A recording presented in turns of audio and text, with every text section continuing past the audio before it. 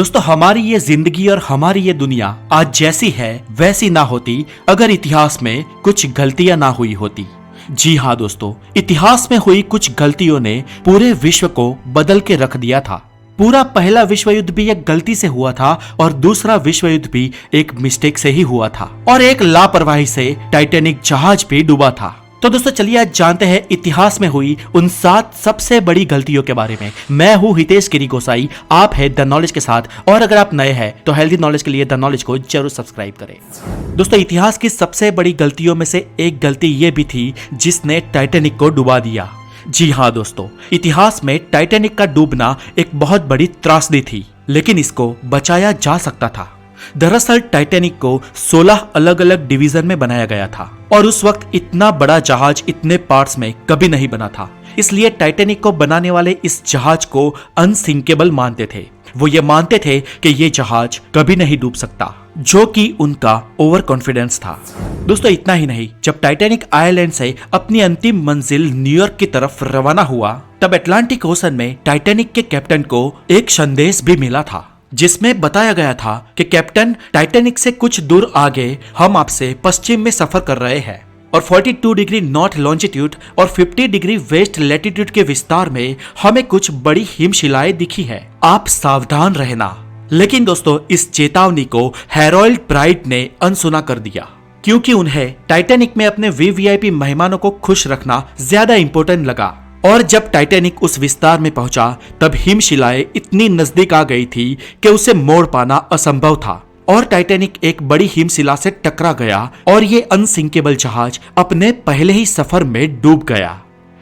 दोस्तों जिस अगली गलती के बारे में मैं आपको बताने जा रहा हूँ उसके कारण पहला विश्व युद्ध हुआ था। बात कुछ यूं थी कि सन 1914 में ऑस्ट्रिया हंगेरी, जो कि एक ही कंट्री का नाम था, उसके एक लौते राजकुमार फ्रांस फर्डिनांड अपने जीते हुए राज्य बोस्निया हर्जेगोविना के एक शहर सारायेवो जाना चाहते थे। लेकिन सारायेवो में इस प्रिंस और उसके राज्य के दुश्मन, जो असल में सारायेवो इस जगह के क्रांतिकारी थे, वो प्रिंस फ्रांस फर्डिनांड को मारने की फिराक में थे। प्रिंस को उनके गुप्तचरों द्वारा ये बात में भी मिली थी कि वो सारायेवो न जाए। फिर भी प्रिंस ने किसी की नहीं सुनी और वो वहां गए।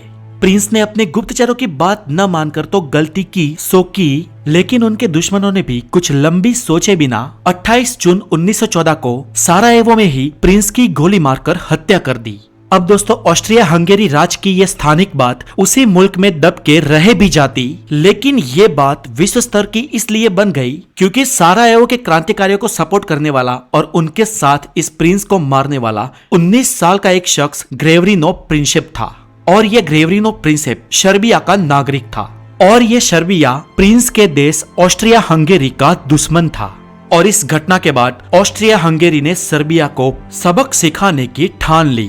और अब इसके बाद की बात तो जग जाहिर है, ऑस्ट्रिया हंगेरी और सर्बिया इन दोनों की यूरोप के कई देशों के साथ वॉर में साथ देने की ट्रीटी थी और इस तरह इन दोनों देशों के बीच का आपसी संघर्ष पहले विश्व युद्ध का कारण बना। तो दोस्तों इस तरह सारायेवो में चली एक गोली ने पहले विश्व युद्ध के नगाड़े बजा दिए थे। अब दोस्तों इस पहले विश्व युद्ध के बाद शायद दूसरा विश्व युद्ध भी न हुआ होता और हमारी दुनिया आज जैसी है वैसी न होती अगर एक चूक न हुई होती। हुआ कुछ यूं कि प्रथम विश्व युद्ध के अंत तक फ्रांस और ब्रिटेन ने जर्मनी को घुटनों पर ला दिया था। ऊपर से जर्मनी के कई सारे हिस्से भी उसके पड़ोसी देशों ने हथिया लिए थे। और ये बात है पहले विश्व युद्ध के अंत भाग की, जब एक ब्रिटिश सैनिक हेनरी टैंडी फ्रांस की उत्तर सीमा में जर्मनी के सामने युद्ध लड़ रहा था। उस समय लुइस टाइप की राइफल के साथ हेनरी और उसके साथी कई घंटों से जर्मनी के सामने लड़ रहे थे और उन्होंने जर्मन सैनिकों को पीछे हटने पर मजबूर कर लिया था। लेकिन दोस्तों इन सब के बीच अचानक, या यूं कहिए कि अकस्मात से, एक जर्मन सैनिक टैंडी की राइफल लाइन में आ खड़ा हो गया। वो जर्मन सैनिक घायल था। पता नहीं क्यों उस वक्त हेनरी टैंडी ने उसे शूट करने की सोच बदल दी और अपनी राइफल नीचे झुका दी और वो जर्मन सैनिक भी एक आर्टिफिशियल स्माइल के साथ वहां से दूर चला गया। दोस्तों इस बात का कई सालों बाद हेनरी टैंडी को पछतावा हुआ और उन्होंने अपने कई सारे इंटरव्यू में इस बात का खेद जाहिर किया कि उन्होंने उस जर्मन सैनिक को क्यों नहीं मारा। सन 1977 में हेनरी टैंडी का अवसान हुआ, तब तक उन्हें इस बात का अफसोस था, क्योंकि टैंडी की राइफल का जो शिकार नहीं हुआ था वो जर्मन सैनिक था, एडोल्फ हिटलर। विधि का विधान देखिए दोस्तों, एक गोली चलने से पहला विश्व युद्ध हुआ था और दूसरी गोली न चलने से दूसरा विश्व युद्ध हुआ। इतिहास हमेशा ऐसे ही बनता है।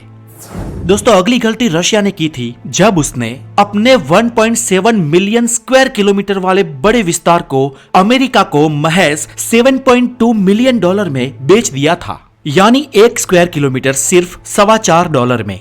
जी हाँ दोस्तों, ये बात है आज जो अमेरिका का सबसे बड़ा स्टेट है उसकी, यानी अलास्का की, जो एक टाइम पे रशियन टेरिटोरी हुआ करता था।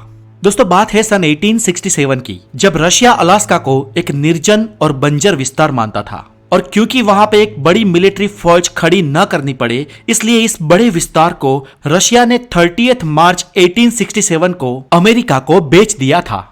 दोस्तों आज एरिया में अलास्का अमेरिका का सबसे बड़ा स्टेट है। ये एक पॉपुलर टूरिस्ट प्लेस भी है और बहुत सारे नैसर्गिक पदार्थ अलास्का में पाए जाते हैं। आज अलास्का अमेरिका का one of the top important state है। और दोस्तों अपने देश की इतनी महत्वपूर्ण धरती को बेच देना रशिया के इतिहास की एक बहुत बड़ी भूल थी।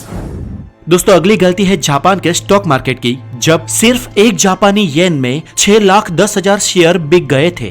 दोस्तों आप ये मान सकते हैं कि ये कॉर्पोरेट वर्ल्ड की आज तक की सबसे बड़ी गलती थी। हुआ कुछ यूं कि जापान की मिजुहो कंपनी 6,10,000 येन में अपना एक शेयर बेचना चाहती थी, लेकिन स्टॉक ब्रोकर ने, जो शायद रात में अच्छे से सो नहीं पाया था, उसने बाय मिस्टेक और बहुत बड़ी मिस्टेक से इस कंपनी के 6,10,000 शेयर को सिर्फ 1 येन में बेचने के लिए रख दिया। और जब तक उसे इस गलती का एहसास हो, स्टॉक एक्सचेंज में ये ऑर्डर पास हो गया और इस कंपनी को $225 मिलियन का नुकसान उठाना पड़ा। दोस्तों ऐसे ही एक और गलती है भारत पाकिस्तान का बंटवारा। जब भारत को स्वतंत्रता देना अंग्रेजों के लिए अनिवार्य बन गया, तब अंग्रेजों ने ये ठान ली कि भारत को एक नहीं लेकिन 2 टुकड़ों में विभाजित करेंगे, और उसके लिए उन्होंने अपने कई सारे पासे फेंके, जिसमें वो कामयाब भी हुए। और उस गलती की सजा आज भारत और पाकिस्तान दोनों की आवाम भुगत रही है। अगला है मोहम्मद गोरी और पृथ्वीराज चौहान।